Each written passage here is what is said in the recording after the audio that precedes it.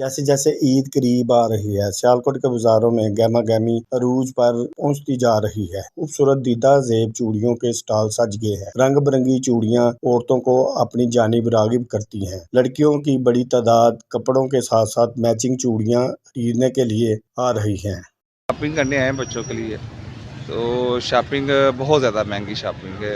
बहुत मुश्किल में है कि शॉपिंग कैसे करें।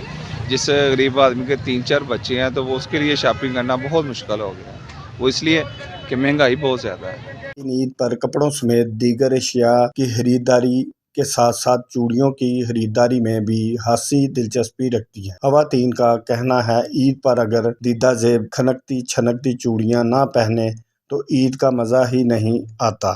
मैंने कपड़े और जूते ले लिया। मैं मेहंदी चूड़ियाँ और ज्वेलरी लूंगी। मेहंदी चूड़ियों के बगैर तो ईद अधूरी होती है। खनकती छनकती चूड़ियां खवातीन की कलाइयों में ना हो तो ईद का मज़ा ही नहीं आता। कैमरा टीम के साथ राना जवेद इकबाल, वश न्यूज़, सियालकोट।